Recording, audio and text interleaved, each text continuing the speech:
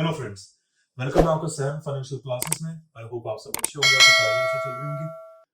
Friends, आज मेरा part 2 का सेकंड लेक्चर जो मैं आपको डिलीवर कर रहा हूँ, ये पार्ट 1 में आपको सॉरी लेक्चर 1 में आपको ऑलरेडी डिलीवर कर दिया। ये पार्ट 2 का सेकंड लेक्चर है, ठीक है। तो आइए ने पिछले साल सिलेबस 2024 चेंज करा, आपको पता ही है। ये जो लेक्चर मैं आपको दे रहा हूँ बेटा, ये सिलेबस 2024 के लिए है ना। सिलेबस 2024 को अकोमोडेट इसमें करा गया है। सारे चेंजेस इन लेक्चर्स के अंदर, न्यूली रिकॉर्डेड लेक्चर्स है बेटा। 2025 एडिशन है लेक्चर्स का मेरा।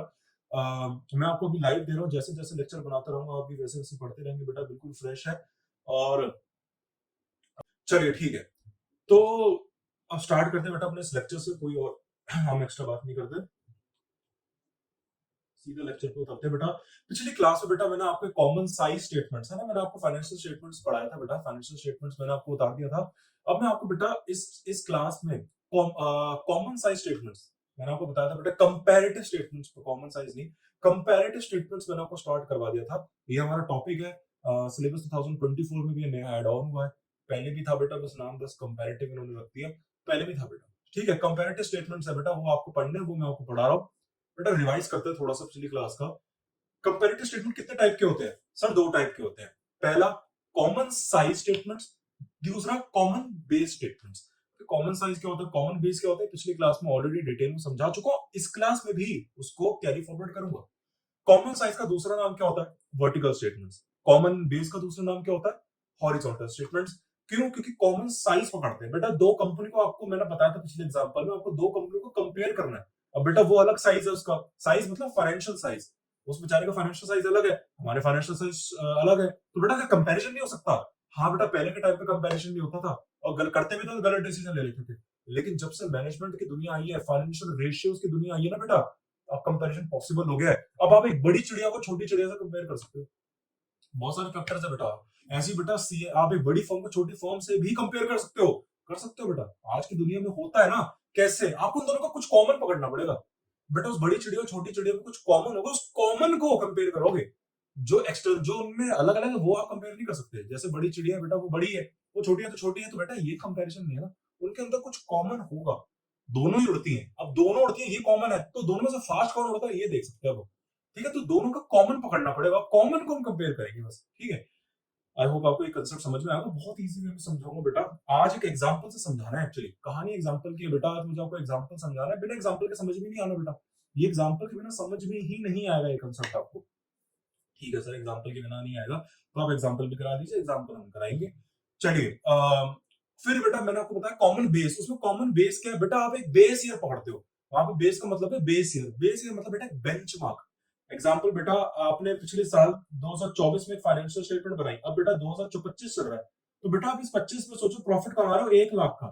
लेकिन हमको पता कैसे चलेगा आपने इस साल प्रॉफिट 1 लाख का कमाया? No doubt. लेकिन क्या आपने अच्छा कमाया, गंदा कमाया? आप कह रहे हो कर क्या बहकी बहकी बातें कर रहे हो सर, प्रॉफिट कमा लिया हो तो गया, अच्छा इससे ज्यादा क्या लोग, इतना लालच ठीक नहीं है।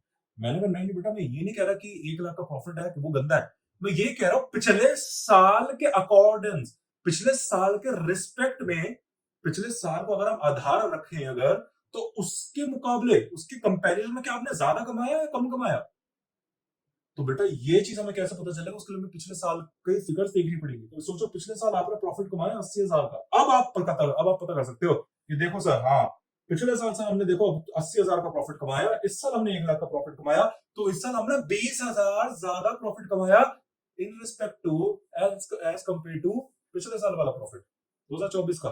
तो बेटा आप किसी को आधार रखते हो, किसको बेस रखते हो, उस बेस के बेसिस, उस बेस के बेसिस पे, बेस के बेसिस पे बेटा देखो, उस बेस के रिस्पेक्ट में बेटा, उस बेस के रिस्पेक्ट में बेटा फिर आप डिसीजन लेते हो, रेशियोज निकालते हो। इसी को बोलते हैं कॉमन बेस, मतलब हॉरिजॉन्टल। क्योंकि यहाँ पे जो एनालिसिस होगा वो हॉरिजॉन्टल एनालिसिस होगा बेटा। देखो ऐसे होगा, क्योंकि बेटा यहाँ पे 2025 है, यहाँ 24 है, ठीक है। देखो यहाँ पे मतलब बेस होता है, ऐसे होता है, जैसे यहाँ पे 23 रख दिया बेटा, यहाँ 23 रख दिया, यहाँ 24 रख दिया, यहाँ 25 रख दिया, तो बेटा 23 को, बेटा ये आपकी मर्जी है, किसी को भी आपको 25 मिल जाएगा, 24 मिल जाएगा, 23 मिल जाएगा, है ना। देखो मैंने यहाँ लिख दिया 23 हो गया, 24 हो गया, 25 हो गया, तो ये आपकी मर्जी है। आप किसी को भी as a base year, base year का बेटा कुछ नहीं मतलब है, मतलब स्टैंडर्ड पकड़ सकते हो। किसी भी ईयर को स्टैंडर्ड पकड़ लोगे, स्टैंडर्ड मतलब अरे बेटा स्टैंडर्ड मतलब किसी ईयर को आप अपना स्टैंडर्ड आधार पकड़ लोगे और उस आधार के बेसिस पे आप अपने डिसीजन और कंपेयर करना स्टार्ट करोगे। मतलब 2023 को आपने बेस ईयर पकड़ लिया, मतलब अब से मैं 2000 अब जितनी भी मैं साल में प्रॉफिट कमाऊंगा, फाइनेंशियल परफॉर्मेंस करूंगा, मैं उन सब के फाइनेंशियल परफॉर्मेंस अपने 2023 से कंपेयर करूंगा। बेटा जैसे आपने स्कूल्स में देखा होगा, आप स्कूल में बेटा पूरे 13 साल आप पढ़ते हो, प्रेप से लेकर बचपन से लेकर सीनियर्स तक है 12th तक। तो बेटा एक एक क्लास ऐसी आती है जिसमें आप बहुत ही ज्यादा आउटस्टैंडिंग परफॉर्म करते हो। कभी ना कभी ऐसा सबके, अगर आप बहुत ही टॉपर थे वो तो अलग बात है, मैं वैसे बात कर रहा हूँ कभी क्लास में बेटा बहुत अच्छा परफॉर्म करते हो। लेट सपोज बेटा आप ले लेते जैसे नाइन्थ ले लेते, नाइन्थ में आप बहुत अच्छा परफॉर्म करते हो बेटा। अब बेटा आप पता क्या करोगे, आप ये एक्सपेक्ट अंदर से करो कि जितना मैंने बढ़िया परफॉर्म नाइन्थ में करा ना, मैं सारी आगे आने वाली क्लासेस में भी यही करूँ। तो बेटा जब भी आप टेंथ में, इलेवेंथ में, ट्वेल्थ में जाओगे ना, ये तीनों की जितनी भी मार्क्स आएंगे ना, अपने नाइन्थ की परफॉर्मेंस से जरूर कंपेयर करोगे। तो बेटा आपने नाइन्थ की क्लास को अपना बेस ईयर मान लिया है बाकी परफॉर्मेंस को जज करने के लिए। बेटा आपने कभी कोई जैसे रियलिटी शोज देखा होगा, वहां पे भी वो जज करते हैं। बेटा वो जज कैसे करते हैं, किसी के बेसिस पे करते हैं ना, जैसे वो पॉइंट्स होते हैं कि आपकी परफॉर्मेंस कैसी थी, आपका गाना कैसा था, आपके एक्सप्रेशंस कैसे थे, कुछ बेसिस होते हैं ना, बेसिस के बेसिस पे वो रिस्पेक्ट में आपको जज करते हैं। तो बेटा आप भी किसी चीज को बेस पकड़ोगे ना, ताकि उस बेस को अपना आधार मान के जज करो फाइनेंशियल परफॉर्मेंस आगे की सालों को। तो बेटा यही है। तो जैसे आपने यहाँ पे 2023 को सोचो अपना बेस मान लिया बेटा, 2030 को फॉर बेस मान लिया, तो उसको आप अपना आधार मान लोगे और आगे जितनी भी आप साल में फाइनेंशियल परफॉर्मेंस करोगे, बैलेंस शीट्स वगैरह जो भी अब आपकी आएंगी, उसको आप कंपेयर करोगे बेटा इसके साथ। बेटा इसमें हमारा एक लेक्चर और लगेगा, है ना, इसमें मेरा एक लेक्चर और लगेगा, क्योंकि कॉमन साइज में आपको दोनों बैलेंस शीट का भी बनाना सिखाऊंगा, फाइनेंशियल स्टेटमेंट का। या मैं देखता हूँ बेटा, कोशिश करता हूँ थोड़ी क्लास लंबी बन जाएगी, कोई नहीं बेटा, क्लास अगर लंबी भी बन जाए तो 1 घंटा 10 मिनट तक की शायद बन जाएगी। लेकिन इससे क्या होगा, मैं आपको पूरा ये कंसेप्ट पढ़ा दूंगा, ठीक है, फाइनेंशियल स्टेटमेंट का। चलिए बेटा सीधा क्वेश्चन पे उतरते हैं, क्योंकि क्वेश्चन के बिना ये समझ नहीं आएगा। चलिए बेटा सीधा क्वेश्चन ही ले लेते हैं। क्वेश्चन ले लेते हैं अब हम। बेटा क्वेश्चन है बहुत इंपॉर्टेंट, ठीक है, मैं आपके लिए बना देता हूं यहाँ पे, ठीक है। इक्विटी, अब ध्यान से देखो बेटा, इक्विटी है, हमें कॉमन, मैं आपको स्टार्ट क्या करवा रहा हूँ, मैं पहले आपको कंपैरेटिव स्टूडेंट कॉमन साइज करवा रहा हूँ।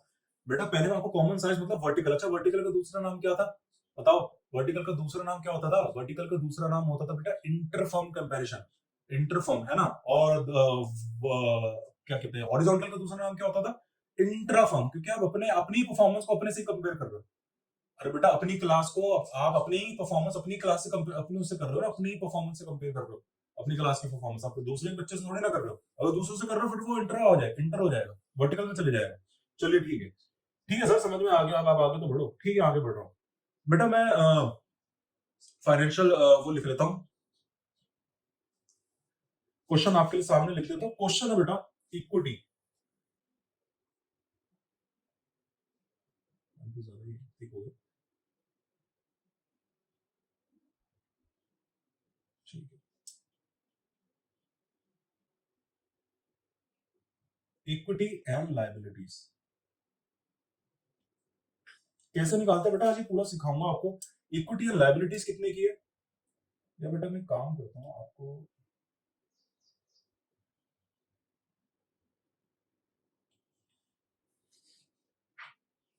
बैलेंस शीट ही बनानी पड़ेगी मुझे, ठीक है। एक्चुअली मैं आपको फॉर्मेट बता रहा हूँ, फॉर्मेट कैसे बनेगा। देखो पेपर में आपके पास इतना टाइम नहीं है बेटा वैसे फॉर्मेट बनाने, लेकिन कंसेप्ट तो पढ़ना पड़ेगा ना। अरे रियल लाइफ में तो समझाओगे, रियल लाइफ में तो बनानी पड़ेगी।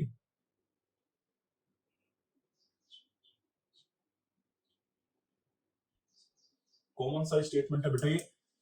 अच्छा बेटा ये एक स्टेटमेंट है, ये कोई अकाउंट नहीं है। स्टेटमेंट में ज्यादा बताओ अकाउंटिंग प्रिंसिपल फॉलो नहीं होते, ओ सॉरी अकाउंटिंग क्या कहते हैं, प्रिपरेशन का सिस्टम फॉलो नहीं होता, आप उसको अपने हिसाब से बना सकते हो।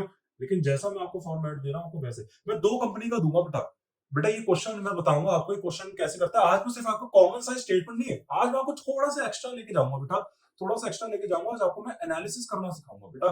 आप क्या, आपका काम क्या, आप सीएमए हो बेटा, फाइनल कॉमन साइज स्टेटमेंट तो सीपीए भी बना लेगा बेटा, वो तो सीपीए भी बना लेगा, एसीसी भी बना लेगा, लेकिन उसको एनालाइज, उस पर डिसीजन, उस पर कमेंट्स तो करना आना चाहिए ना। आज कमेंट्स करना सिखाऊंगा, आंख दूंगा आपको कि आप उसको समझ जाओ कि कैसे कमेंट करते हैं। ये आपके रियल लाइफ में तो मदद करेगी, पेपर में तो मदद करेगी, और रियल लाइफ में बहुत मदद करेगी। अगर आप कभी किसी कंपनी में ट्रेडिंग करना चाहते हैं इन्वेस्टिंग करना चाहते हैं, आज मैं आपको समझाऊंगा कि फाइनेंशियल स्टेटमेंट पढ़ते कैसे, उससे थोड़ा एनालिसिस कैसे करते हैं बेटा, आप कैसे कर सकते हो अभी बेसिक लेवल पे। वैसे ये बहुत प्रोफेशनल लेवल है, आज मैं आपको एक बेसिक लेवल सिखाऊंगा, एक कंपनी का एनालिसिस कैसे करते हैं वो भी मैं आपको सिखाऊंगा, ठीक है। तो ये हो गया इक्विटी एंड लायबिलिटीज, ठीक है।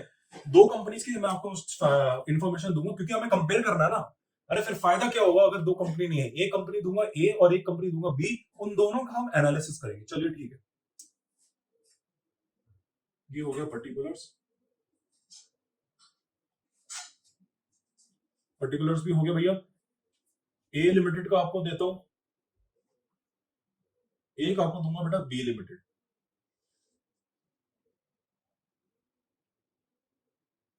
ठीक है। इसको भी दो फर्दर डिवाइड कर लेते हैं बेटा।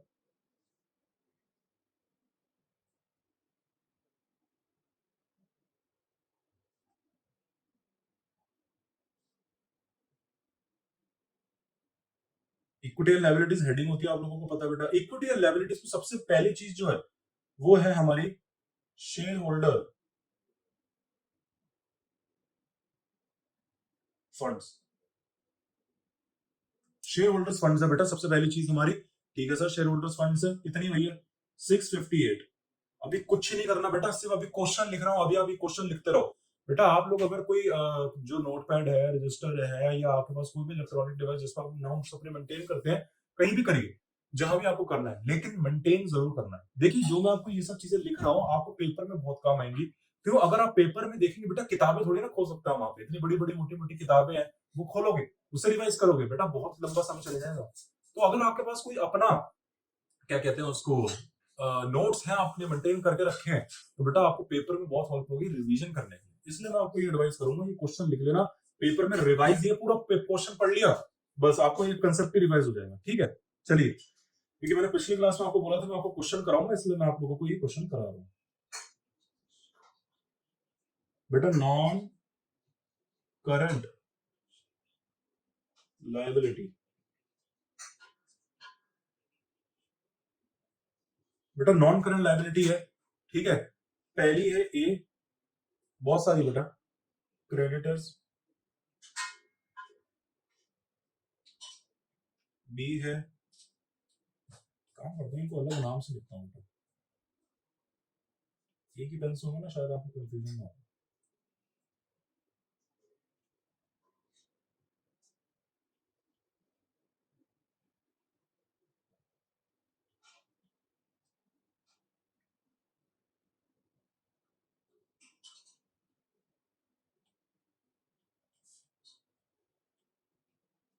दो non current, sorry current liability है, दो करंट लायबिलिटीज भी हैं। करंट लायबिलिटी का मैंने हेडिंग तो आपको दी नहीं बेटा।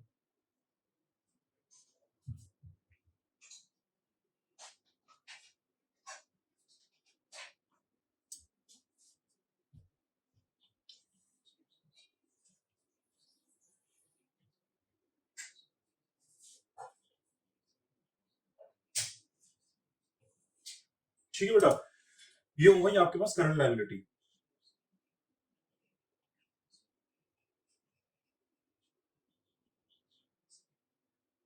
चलो ठीक है, ये हो गया, ठीक है।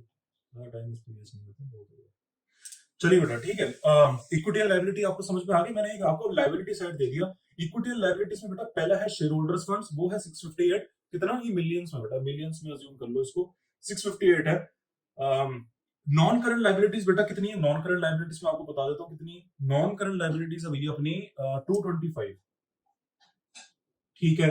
अच्छा करंट लायबिलिटीज बेटा, करंट लायबिलिटीज का हेडिंग है, उसके अंदर दो करंट लायबिलिटीज है, क्रेडिटर्स और नोट्स पेबल, ठीक है। कितनी है बेटा, 42 और 78, ठीक है सर जी, हो गया ये। अच्छा ये तो मैंने आपको ए की इंफॉर्मेशन दी, बी की कितनी है, बी की इंफॉर्मेशन बेटा, बी की है 493। इसकी नॉन करंट लायबिलिटीज कितनी है, 318। अच्छा करंट लायबिलिटीज इसकी कितनी, क्रेडिटर्स इसके कितने, 154 है, वूपिंग क्रेडिटर्स है बेटा इसके 154, और इसके नोट्स पेबल कितने, 62। चलिए ठीक है, ये हो गया बेटा। यहां कहानी खत्म होती है, यहां कहानी खत्म होती है उसकी।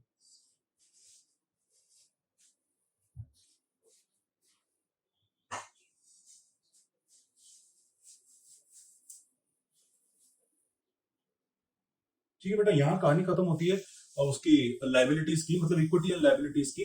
आप देख सकते हैं बेटा, एक कॉलम मैंने बना रखा है इक्विटी एंड लाइबिलिटीज का। ये कहानी इसकी खत्म होती है।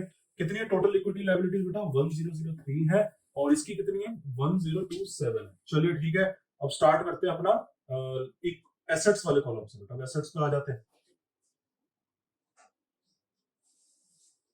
एसेट्स पे आ जाते हैं बेटा। एसेट्स अपना है भैया,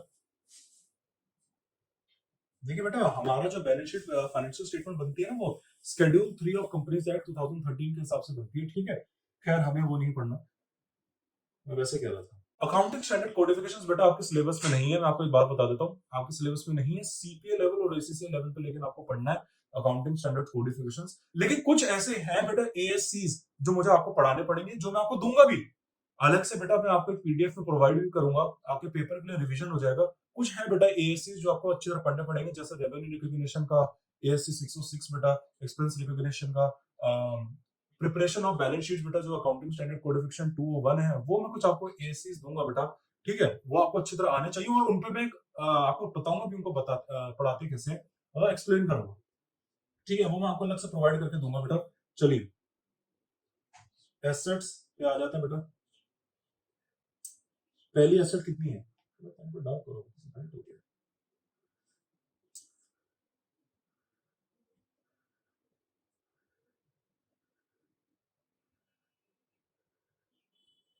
बेटा नॉन करंट एसेट्स है।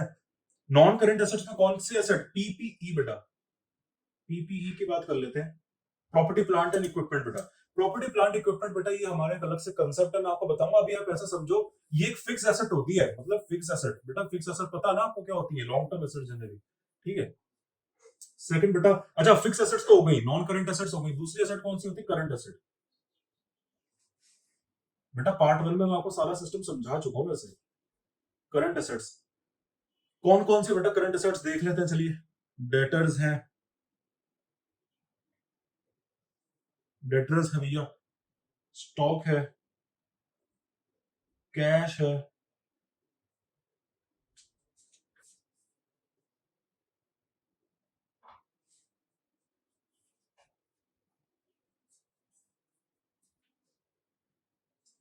और कौन सी? Other current assets. Other current assets को मैं कोई और एसेट का नाम लिख देता हूँ। अगर आपको डेटर्स हो गए, जैसे स्टॉक हो गए, कैश हो गई, इन्वेस्टमेंट्स कर दो बेटा, short term investments. Short term investments, ST, short term investments. Short term क्योंकि बेटा इन्वेस्टमेंट जनरली लॉन्ग टर्म ही हो जाती है। इन्वेस्टमेंट वर्ड जब भी आता है बेटा, मतलब वो एक साल से आपने कहीं पैसा लगा रखा है ज्यादा, तो वो लॉन्ग टर्म के अंदर आ जाता है, इसलिए मैंने शॉर्ट टर्म लिख दिया। या मार्केटेबल सिक्योरिटीज भी आप लिख सकते हैं यहाँ पे। ठीक है, चलिए इनका अमाउंट जल्दी से यहाँ पे लिखते हैं। पीपी हमारी है 635,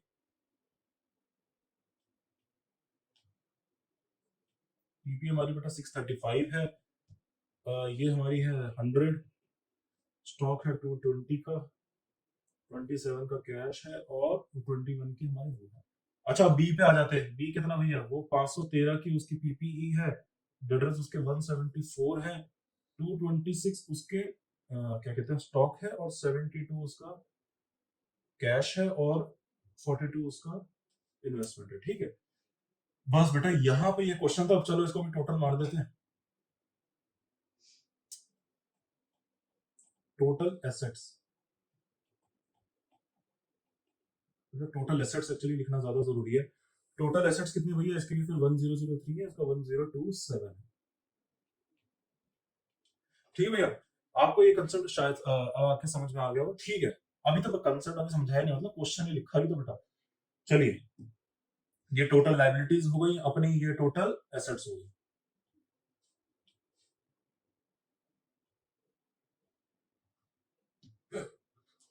सॉरी बेटा, अब मुझे आपको समझाना है,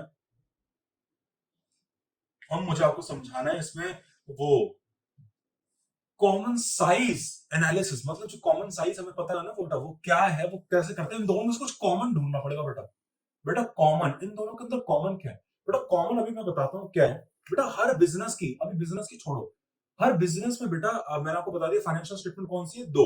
एक तो है बैलेंस शीट बेटा, बेटा मोटी मोटी फाइनेंशियल स्टेटमेंट कौन सी है जो बनती है बेटा? एक तो इनकम स्टेटमेंट जो बननी है, और दूसरी बैलेंस शीट। अब बेटा मुझे अभी बैलेंस शीट पे की बैलेंस शीट का क्वेश्चन कर रहे बेटा। बैलेंस शीट की आत्मा होती क्या है?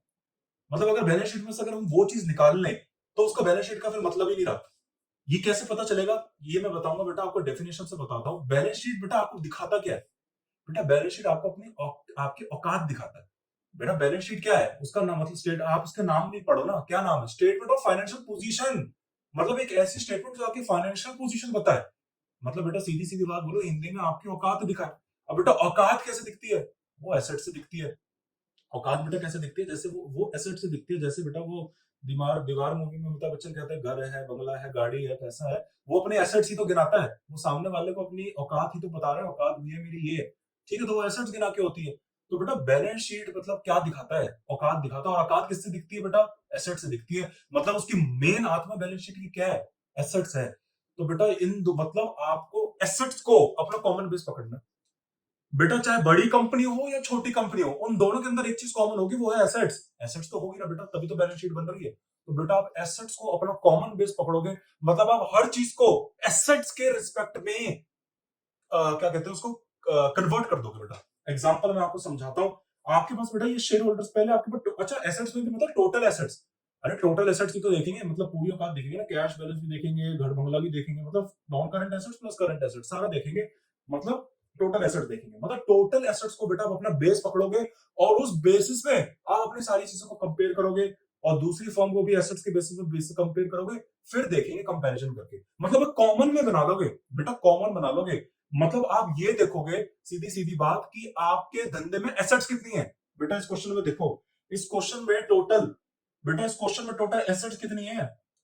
ए की बात करते हैं बेटा, ए के लिए, ए इसके लिए, उसकी बेटा बेटा टोटल एसेट्स कितनी है? 1003। अच्छा उसने 1003 टोटल एसेट्स में इन्वेस्ट कर रखा है धंधे में। बेटा उसके धंधे में जो टोटल एसेट्स है वो कितने ही है? 1003। बेटा उस 1003 जब उसने एसेट्स में मतलब पैसा लगा रखा है, बेटा 1003 डॉलर्स उसके पास है, उसने उस पर लगा रखा है, तो ये 1003 तो उसके बाद कहीं से आए होंगे, तो कहीं से आए होंगे तो उसने कहीं से उठाए होंगे। तो देख लेते बैलेंस शीट में बेटा, बैलेंस देखो सबसे पहले शेयर होल्डर्स फंड्स। बेटा मतलब इसने शेयर होल्डर से कितना पैसा मांग रखा है? 658। मतलब 1003 में से शेयर होल्डर्स का कितना परसेंटेज है? 658। तो कितना परसेंटेज हो गया शेयर होल्डर्स का? परसेंटेज निकाल लो बेटा। बेटा यही एनालिसिस, 658 डिवाइड बाय 1003 इंटू 100, मतलब बेटा कुछ भी नहीं है, कुछ भी नहीं है। आप बेटा इसको बस कुछ मत करना, अपने टोटल एसेट्स के बेसिस में कन्वर्ट कर देना। 65.60% आ गया बेटा। यहां लिख दो, यहां लिख दो बेटा ये।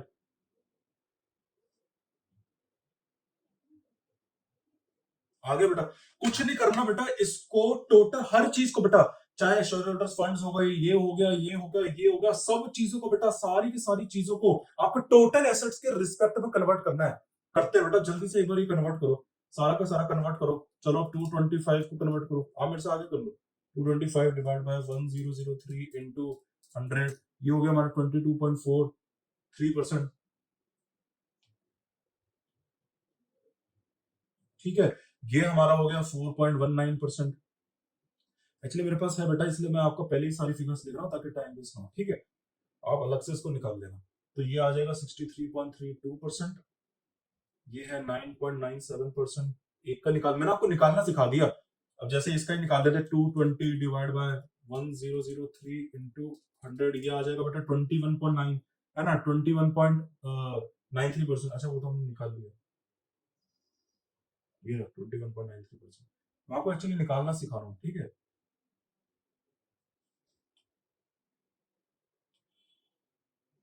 अच्छा इसका कितना है? 2.69%। इसका है 2.09%। ऐसे ही बेटा सेम आप बी का भी निकाल लो, बी की भी टोटल एसेट्स के रिस्पेक्ट में निकालो।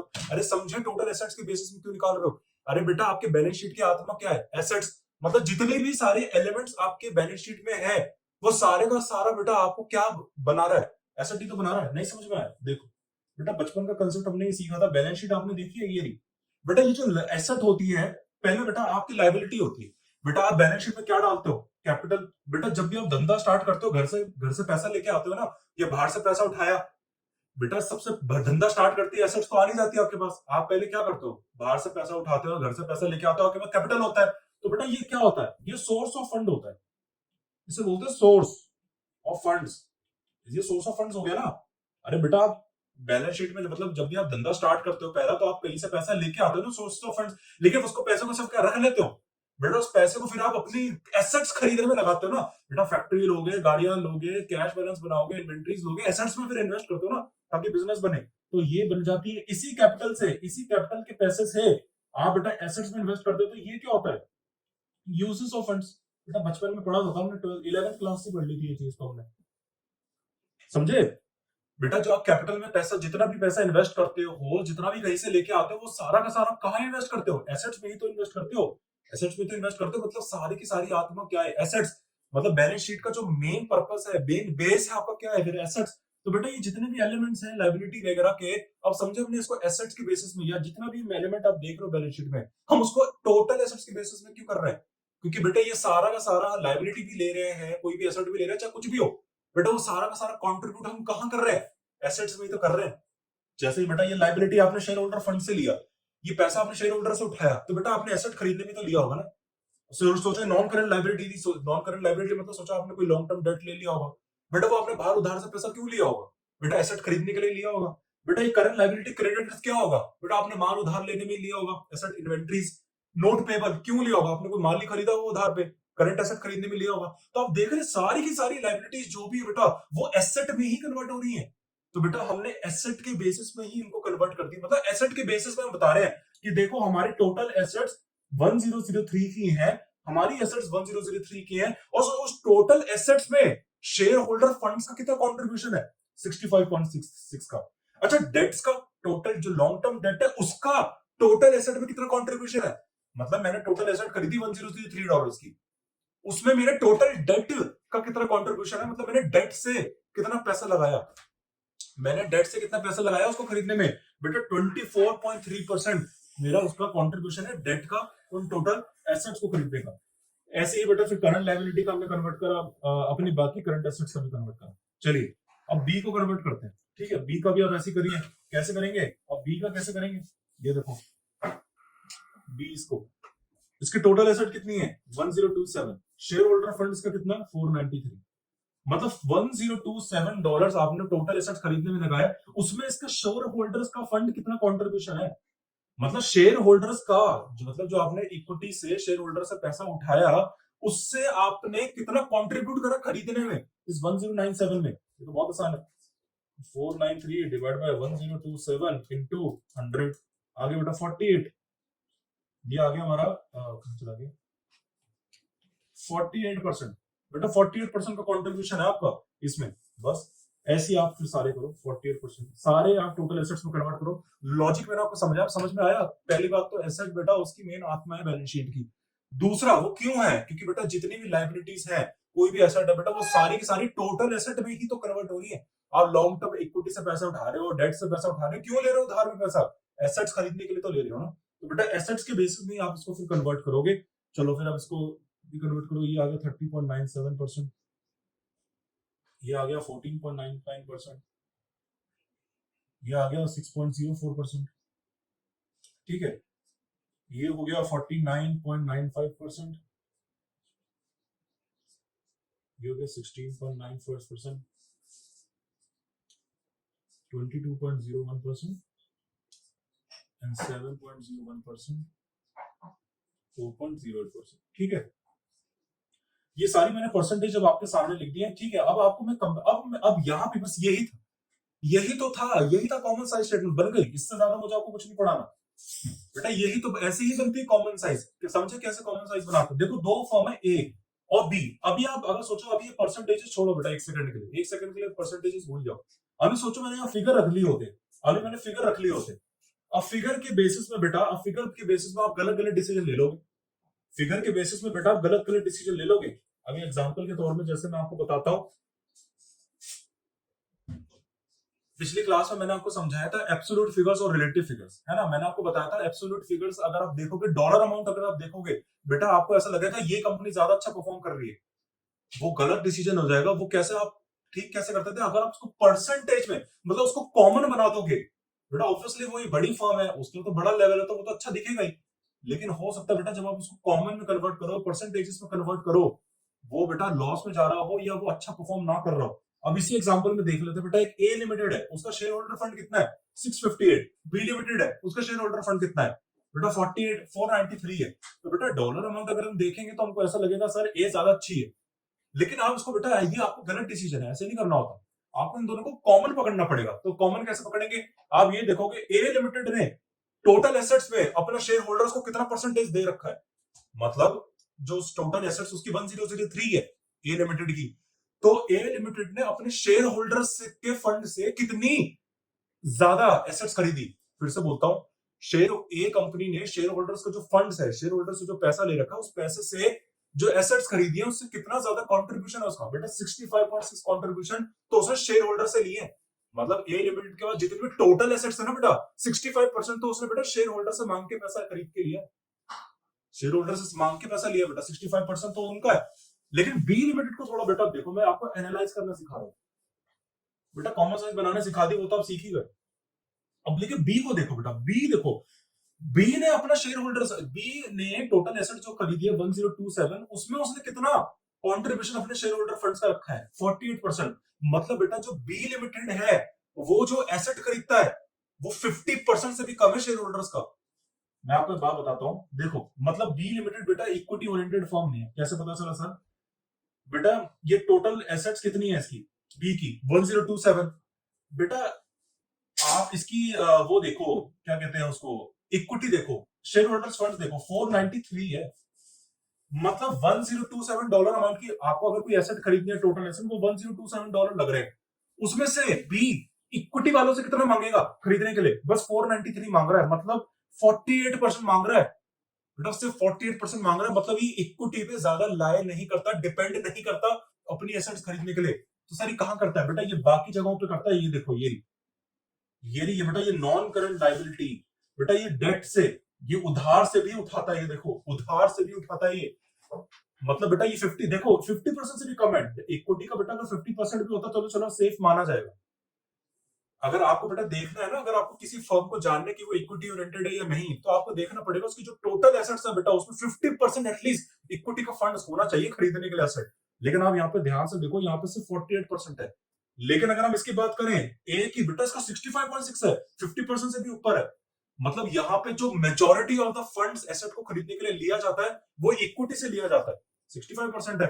लेकिन बी में majority of the funds equity से नहीं लिया जाता, बहुत कम लिया जाता, 50% से भी कम है। इसका मतलब बी लिमिटेड बेटा इक्विटी ओरिएंटेड नहीं है, ए इक्विटी ओरिएंटेड है। अब एज एन इन्वेस्टर ही कैसे हेल्प करेगा आपको, अब देखिए एज एन इन्वेस्टर बेटा आपके लिए ए ज्यादा अच्छी फर्म है। क्यों, क्योंकि इन्वेस्टर तो बेटा यही चाहेगा कि इक्विटी का ज्यादा डोमिनेंस रहे, डेट का कम रहे, क्योंकि डेट ज्यादा आएगा तो उसमें उधार होगा तो इंटरेस्ट खर्चा ज्यादा होगा, इंटरेस्ट ज्यादा खर्चा होगा तो प्रॉफिट्स कम होंगे, है ना। तो ऐसा आपको एक चीज पता चला, आपको एक चीज पता चली। अच्छा एक चीज और मैं आपको बताऊं इसमें, ये वर्किंग कैपिटल बेटा, एक चीज, अब वैसे तो बताने को मैं आपको बहुत सारा एनालिसिस बता सकता हूँ, लेकिन अभी एक मैं आपको और बताता हूँ वर्किंग कैपिटल। चलो वर्किंग कैपिटल भी छोड़ो, वर्किंग कैपिटल भी छोड़ो, ये जो भी आपने पैसा खरीदा हुआ है बेटा, ये जो भी आपने पैसा खरीदा हुआ है 1003, उसमें से फिक्स एसेट्स का कितना कॉन्ट्रीब्यूशन है, फिक्स एसेट्स का देखते हैं, ए का देखते हैं पहले, फिर बी का देखेंगे। आपको टोटल एसेट्स कितनी है 1003, अरे इस 1003 में तो टोटल फिक्स एसेट्स और करंट एसेट्स दोनों है ना। फिक्स एसेट्स का कितना कॉन्ट्रीब्यूशन है सर 635 है। अच्छा बी का कितना है 1027 और फिक्स एसेट्स कितनी है 513,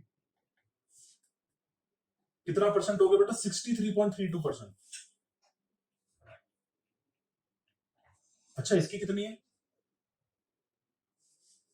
49.95%। बड़े ध्यान से सुनना बेटा बी एनालिसिस, अब यहां पे बड़ी ध्यान से सुनो बेटा, ये जो इसने टोटल एसेट्स अपना पैसा उठाया, अब देखो ए कंपनी में बेटा, ए कंपनी का ध्यान से देखो, उसने जो भी टोटल एसेट्स है उसके पास 1003, उसमें से मोटा परसेंटेज फिक्स एसेट्स का है, नॉन करंट एसेट्स का है। मतलब सर बेटा उसकी एसेट्स देखो ए कंपनी की कितनी, सर 1003, मतलब बेटा 1003 में से तो बेटा 635 डॉलर्स तो नॉन करंट एसेट्स का है। मतलब ए ने मोटा पैसा नॉन करंट एसेट्स खरीदने में लगा रखा है। अच्छा बी को देखो, बी की टोटल एसेट्स कितनी है 1027 और उसमें से उसका नॉन करंट एसेट का परसेंटेज कितना है 513 मतलब मोटा पैसा उसने अपना नॉन करंट एसेट्स में खरीदने में नहीं लगाया बेटा, 50% से भी कम है। अरे ध्यान से देखो ना बेटा, 49.95% मतलब ऑलमोस्ट, चलो 50% ही मान लेते हैं। उसने 50% बस अपने इक्विटी में लगा रखा, फिक्स एसेट्स में लगा रखा है, और 50% नॉन करंट एसेट्स में लगा रखा है। करंट एसेट्स का दूसरा नाम बेटा वर्किंग कैपिटल ही तो होता है। बेटा करंट एसेट्स मतलब वर्किंग कैपिटल ही तो होता है ना, मतलब आपने करंट एसेट्स में पैसा क्यों लगा रखा है? वर्किंग कैपिटल फाइनेंस करने के लिए, है ना बेटा। ये अभी आपको यहाँ इतना डिटेल में समझ में नहीं आएगा जितना मैं आपको सेक्शन बी में समझाऊंगा। अभी आप इतना समझो बेटा, ए फर्म को देखो। ए फर्म बेटा मतलब aggressive aggressive working capital policy follow करता है, मतलब वो वर्किंग कैपिटल फाइनेंस मतलब करंट एसेट्स में बेटा मतलब ज्यादा पैसा नहीं लगाता, वो नॉन करंट में ज्यादा पैसा लगाता है। दो टाइप की वर्किंग कैपिटल होती है बेटा, एग्रेसिव वर्किंग कैपिटल पॉलिसी होती है, और एक क्या कहते हैं उसको, कंजर्वेटिव पॉलिसी होती है। कंजर्वेटिव में बेटा आप नॉन करंट एसेट्स में पैसा कम लगाते हो, करंट एसेट्स में ज्यादा लगाते हो, तो बी बेटा कंजर्वेटिव ज्यादा है। क्योंकि आप देखो बेटा कंजर्वेटिव ज्यादा है, क्यों? क्योंकि बेटा उसने इक्वल रखा है। या देखेंगे बेटा नॉन करंट एसेट्स में पैसा उसने कम लगा रखा है, करंट एसेट्स में ज्यादा लगा रखा है। देखो बेटा सिर्फ करंट में तो सिर्फ, नॉन करंट में उसने सिर्फ 49.95 लगा रखा है। लेकिन बेटा आप ए को देखो, उसने फिक्स एसेट्स में ज्यादा पैसा लगा रखा है। इसका मतलब इसका ग्रोथ का टारगेट है बेटा। ये ज्यादा से ज्यादा मोटी मोटी फिक्स एसेट्स में पैसा क्यों लगा रहा है? क्योंकि इसका ग्रोथ का टारगेट होगा बेटा, ये ग्रोथ करना चाहती है तो एसेट्स औकात ज्यादा बढ़ाना चाहती है बेटा ये। तो बेटा ये कंजर्वेटिव नहीं, ये एग्रेसिव है, ये एग्रेसिव है। तो बेटा इसके बेसिस पे आपने डिसीजन लेना ले लिया। अब बेटा वर्किंग कैपिटल भी देख लेते हैं। वर्किंग कैपिटल कैसे कैलकुलेट करते हैं बेटा? Current assets minus current liabilities करके दिखाते हैं। वो थोड़ा टेक्निकल हो जाएगा बेटा, वो आपको एक्चुअली समझ में नहीं आएगा जब तक मैं आपको वर्किंग कैपिटल नहीं पढ़ाऊंगा। तो मैं आपको एक वर्किंग कैपिटल एनालिसिस भी दिखाता। खैर अभी अभी कमेंट्स बेटा, अभी बस मैं आपको बेसिक सिखा रहा हूँ कि एनालिसिस कैसे करते हैं, रेशियो से एनालिसिस कैसे करते हैं, ये समझे? कॉमन साइज स्टेटमेंट क्यों बनाई? अरे दो फॉर्म का कंपैरिजन कर रहे हैं कि देखो एक फॉर्म में हमारी मोटा पैसा तो मैंने शेयर होल्डर्स का लगा रखा है, एक ने बेटा शेयर होल्डर्स में नहीं लगा रखा। देखो सिर्फ 48% लगा रखा है, ये देखो सिर्फ 48% लगा रखा है। एक ने 65.6% लगा रखा है अपने शेयर होल्डर फंड्स का एसेट्स खरीदने में। तो ये इक्विटी ओरिएंटेड ज्यादा है, शेयर होल्डर्स का ज्यादा डोमिनेंस है एसेट्स पे। लेकिन उस पर दूसरी वाले में बेटा शेयर होल्डर्स बेचारों को ज्यादा नहीं है, 48% ही डोमिनेंस है। बाकी बेटा उसने डेट से ले रखा है, दूसरी जगहों से ले रखा है, मतलब वो एक्सटर्नल सोर्सेस पे भी डिपेंडेड है। तो बेटा ये एनालिसिस मुझे आपको करना सिखाना था। आज का लेक्चर थोड़ा सा बड़ा हो गया है, ठीक है। अगली क्लास में बेटा मैं आपको common size financial statement, income statement का करना सिखाऊंगा। फिर मैं आपको हॉरिजॉन्टल एनालिसिस सिखाऊंगा, वो तो बहुत ही छोटा टॉपिक है, वो भी मैं आपको ट्राई करूंगा अगली क्लास में सिखा दूं। तो बेटा मिलते हैं आपसे नेक्स्ट क्लास में।